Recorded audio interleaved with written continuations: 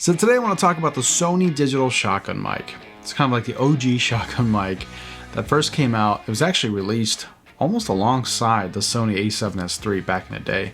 And I've had this mic the entire time. So this is not a sponsored video by all means. And honestly, this is my honest opinion on the Sony shotgun mic. I've had, what, 4 or 5 years to really think about this.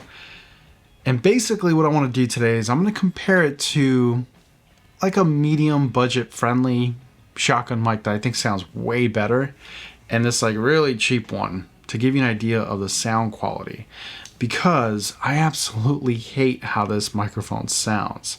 I think it's very convenient and I've kept it over the years, but I think the sound is really lacking. It just has this like flat sound even when you get really close to it. Right now, for example, I'm using the Deity D3 that just sound way better. So, some ground rules. Throughout this entire video, I will be switching between raw sound samples where they're completely unprocessed, right? Unprocessed audio versus processed audio. And you'll get a little thing on the screen, probably in the corner here, that's going to just like be this badge that says process, so you'll know when things are processed. I'll also say it.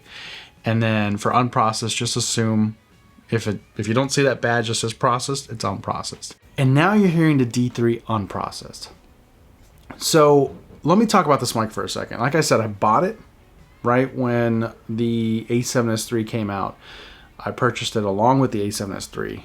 And what really sold me on it was it's a hot shoe capable microphone. You plug it into the hot shoe of the a7S III, it automatically detects that it's a digital signal. So I saw this as being, number one, a really easy vlogging shotgun microphone. And number two, I was like, well, you know, in a professional setting, I'm never going to slap on a shotgun microphone to the cold or hot shoe of a camera. I'm always going to be booming overhead, you know, maybe having a lav mic as a secondary, but this would be a great third scratch audio, right? And then even when compared to this, the Movo VXR10, this thing was really popular back in the day. This was a very popular budget-friendly shotgun microphone that a lot of people had recommended for DSLR cameras. And in some cases, this even sounds better. But I also know that I'm not the only one that feels this way. And this is pretty expensive. I mean, brand new, I think it was like, I want to say like 300 or 350 bucks. So let's talk about this mic real quick. This is, again, it's a digital shotgun microphone that goes to the hot shoe of the Sony a7S III or any Sony camera that has a hot shoe. You can go analog if you want. You can set the levels manually, but most of the time I keep it on auto and I let the camera and the microphone communicate. It does have a couple of filters, noise cancellation filter, a low cut filter, I believe, and an off. I've never used the filters. I thought the filters were horrible. What makes this so unique is you can also set your volume control. You can go to 0 dBs or you can go to -10 or -20 depending on how loud the environment is going to be. But I think what makes it even more special is there's a toggle in the back that lets you toggle between its super directional and then unidirectional and then omnidirectional. This is the Deity D3 unprocessed, completely unprocessed, raw, straight to the camera. This is what you're hearing from the microphone, raw, no effects whatsoever. Okay, now you're hearing the Movo, the really cheap shotgun microphone.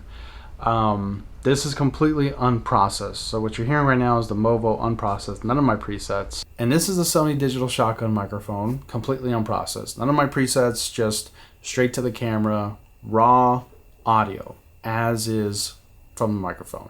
And this is the Deity D3 processed with all of my effects, the EQ, compressor, limiter, and now you're hearing the Movo processed with all of my presets. Again, a super popular mic back in the day, like 10 years ago or maybe 15 years ago. And this is the Sony digital shotgun mic processed. All of my presets, compressor, EQ, limiter, whatever it takes to make it sound as good as I think it sounds right to my ears. I have it on the unidirectional, I believe. It's the middle one. not the super directional where it's laser focused and only capturing what's in front of it. For indoor dialogue, number one, I think the unidirectional compares well to the other microphones, right? It's similar to what their capsules are. But also number two, for indoor dialogue, it lets in a little bit more of the room, right? It gives a more natural sound. And we'll toggle through the rest in just a bit. But this is what it sounds like indoors. It doesn't sound too bad. So this is the super directional, and super directional has its use cases, right? I like to use it outdoors. When there's a lot going on and I don't want to capture all the noise around me. But the problem that I have with it, especially indoors, is it doesn't sound natural to me. It sounds a little too, like, I don't know, thin. Now this is what it sounds like processed. This is me processing it. And indoors, you have to be really delicate with it because you can overdo it. And then you get this really weird, like almost phasing effect where it really sounds unnatural. I found that you have to be very careful using noise gate, for example, or maybe even voice isolation and so forth. So a little finicky. Outdoors, we'll test in a little bit. That's where it falls apart. Let's go to the bottom one now. All the way to the bottom, which is Omni. Okay, so this is omnidirectional. So this is letting in a lot more of the room, right? And this is completely unprocessed, but this is gonna let in almost everything. You can even pick up some stuff like almost behind the microphone.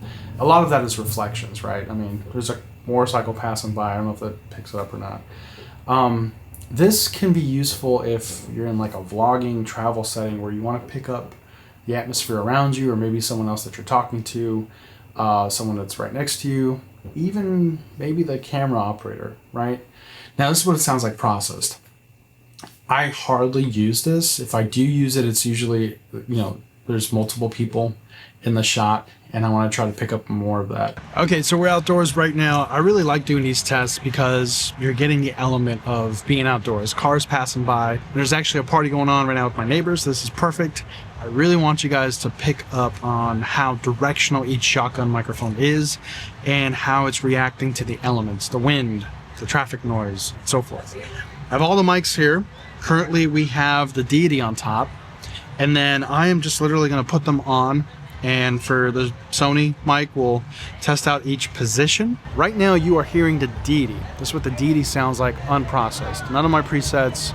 The noise behind me, right? And remember, shotgun mics are going to pick up whatever they're pointed at.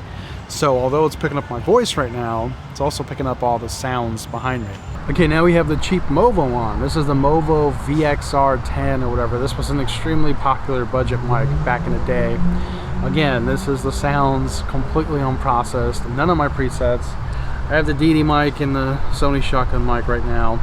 But this is what the Movo sounds like. All right, so now it's unidirectional. This is a little bit better, a little bit more open. It's allowing a little bit more of the sounds to go in. It's not necessarily just, whatever's in front of it. So this is what it sounds like processed.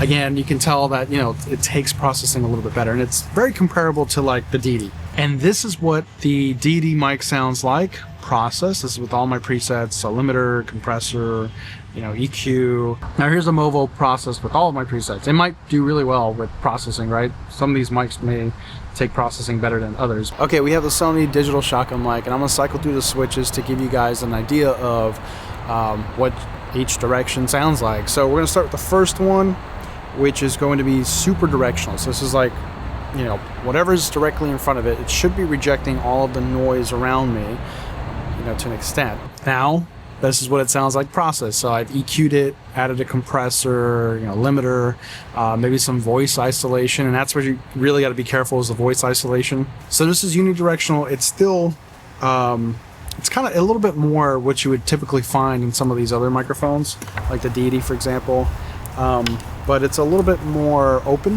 Now we have omnidirectional, right? Yeah, omnidirectional. This is letting in everything. It's just a circle.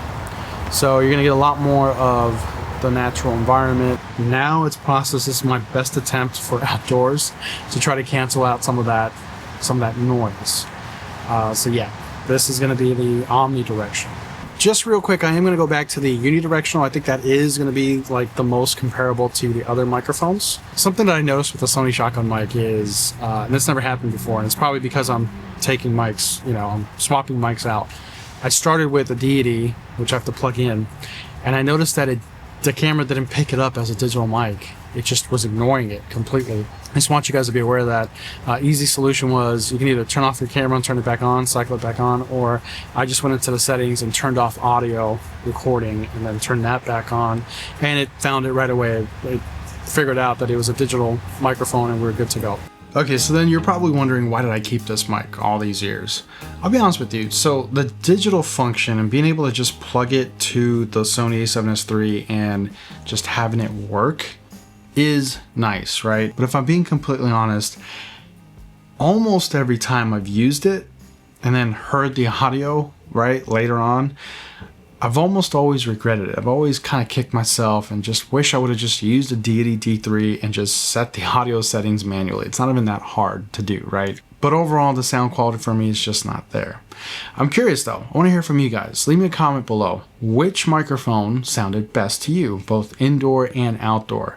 When comparing the Sony digital shotgun microphone to the Deity D3, which is a very old microphone, by the way, and even this guy, which is even older, this cheap Movo one from a long time ago that, I mean, everyone loved as a very cheap entry-level shotgun microphone. That's it for me, guys. I hope you found this video informative and entertaining, and if you did, please consider subscribing and joining our channel memberships. I'll catch you in the next video.